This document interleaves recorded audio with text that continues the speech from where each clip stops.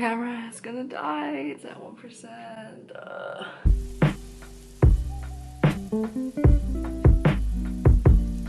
What's up, you guys? It's Sarah and welcome back to my channel. So today is March 29th, which means that it is my 6-month diversary, or my diabetes anniversary. It's kind of crazy that it's been 6 months. It feels like I've had diabetes for so long, but also for not very long, and it's kind of weird, but yeah, it's been 6 months now, so I thought I'd film another update video just to let you guys know what's been going on and how I've been dealing with all of it. And this is probably going to be the last monthly diabetes video I make, or update video, because after this I'm probably just going to do it yearly. I feel like the first few months is when things change the most, and after this I don't think things are going to be changing like a ton, but maybe they will, because I might be going on pump soon, but I don't know, we'll see. So anyway, let's just get into the video. And first thing we're going to talk about is some stats, starting off with my A1C levels. I've gotten 3 A1C tests in total. The first one was when I was in the hospital and it was 15.1, and then the last time I did it, it was 7.9, and this time, about 2 weeks ago, I got it done again and it is now 6.3. I'm actually really happy with that. I'm pretty sure if you're below 7, the risk of you getting complications with diabetes decreases by, I don't remember the exact numbers, but it's quite a bit. So I'm below 7 now, which I'm happy with, but there's still a part of me that wants to be lower than that and like be in the 5s. I don't really know why, I just feel like I should be.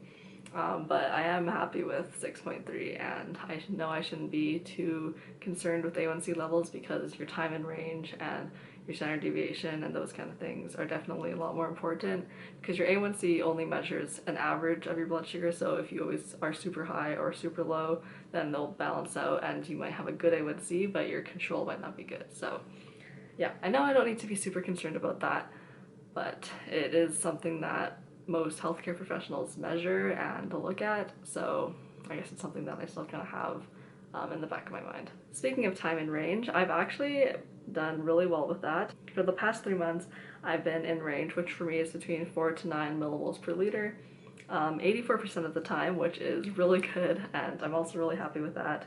And I've been high about 13% of the time, and I've only been low about 3% of the time, which I think those are pretty good numbers. I definitely should not be low at all, but I think there have been some problems with my sensor, because usually once I get to the end of the 2 weeks, it'll read lower than I actually am. I'll test my blood sugar using my little blood sugar device thing, if I actually think I'm low. So moving on to my current supplies. So right now I am using Tresiba and Fias. I'll talk about Tresiba first. So I switched to Tresiba about 2 or 3 weeks ago now, and I really like it. It's working for me much better than Lantus. I found with Lantus that during the night I would always have like almost like a U pattern, whereas with Tresiba I stay more steady throughout the night. And since I had like the little like dip with Lantus, there would always be a time during the night where I'd go low for like, I don't know, what looked like about 20 minutes, but I'd never wake up, which might be because my sensor was slightly off, but I was still on a really low dose and I wanted to increase it because I knew during the day I needed more.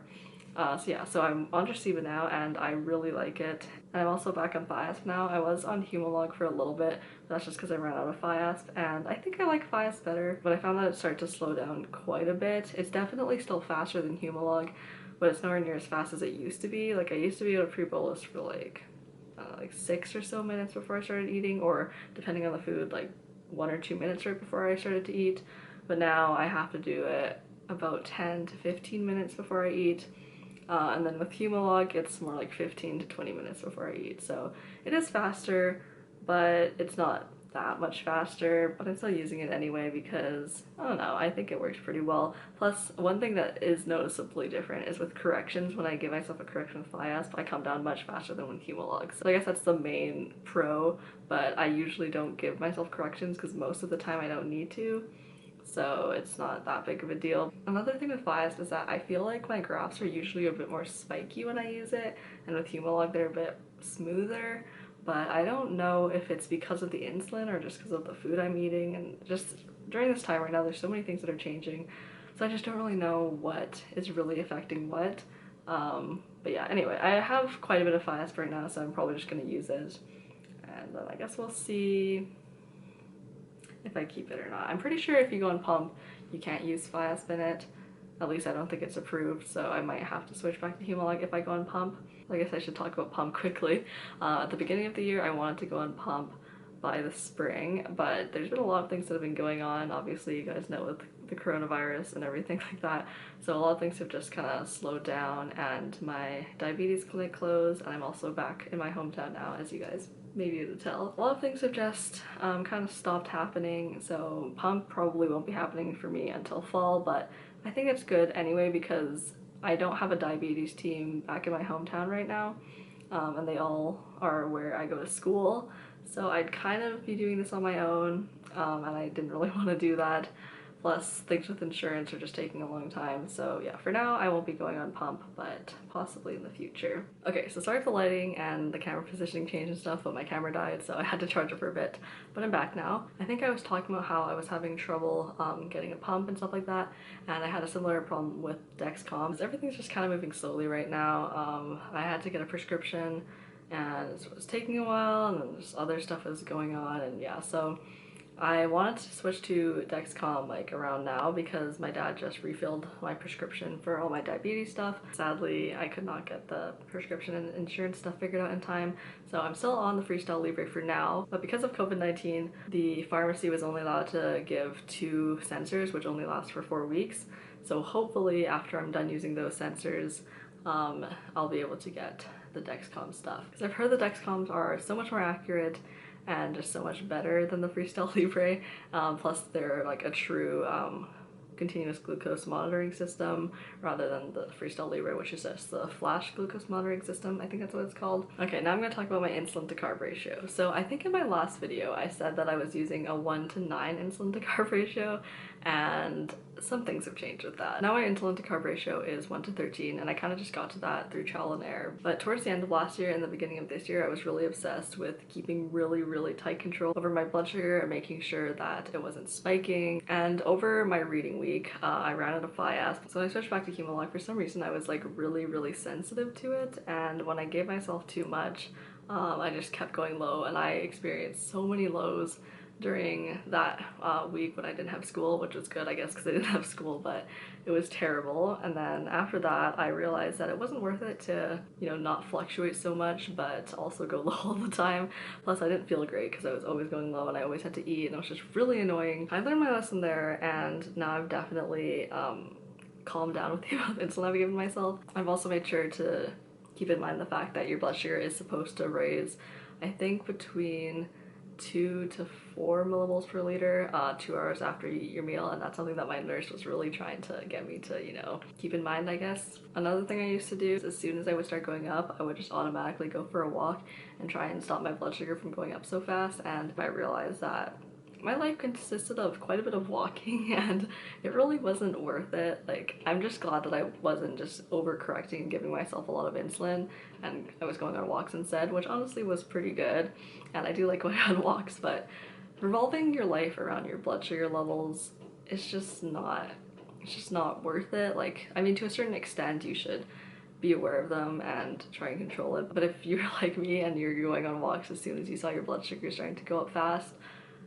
yeah, it's just really not worth it, and it was taking away from me doing like my schoolwork and stuff. You know, I'd be doing my homework and then I'd check my blood sugar, and then all of a sudden it'd be going up, and then I was like, oh no, now I have to go on a walk. But I didn't have to, I just wanted to, so my blood sugars would hopefully stay in range. That's something that's kind of like, you know, a blessing and a curse with having a CGM. Well, it's not really a CGM, but you know what I mean. It's that you can check your blood sugar whatever you want, which is great. Since I can see those numbers all the time, I feel like I always need to control them and they need to be perfect, but there's more to life than just having perfect blood sugars, that's for sure. When you give yourself too much insulin, you gain weight, and I actually have gained a decent amount of weight. I mean, I don't really know how much exactly just because I don't have a scale, but I can definitely feel it on myself. I mean, I don't know how noticeable it is, but I've definitely changed, especially since the very beginning, because I lost a lot of weight before I was diagnosed. I'm pretty sure I lost about 20 to 30 pounds. And I've gained all that back and probably about 5 pounds more. I think all the weight coming back within a shorter amount of time is like being kind of noticeable. Plus when I was like losing the weight, I didn't really notice it too much. And since I wasn't working out during the time, I thought it was all muscle that I was losing. But it was muscle and probably quite a bit of fat as well. So yeah, anyway, I gained back the weight now. And honestly, I don't really care that much about gaining weight because I'd rather weigh a bit more than I'm supposed to be healthy.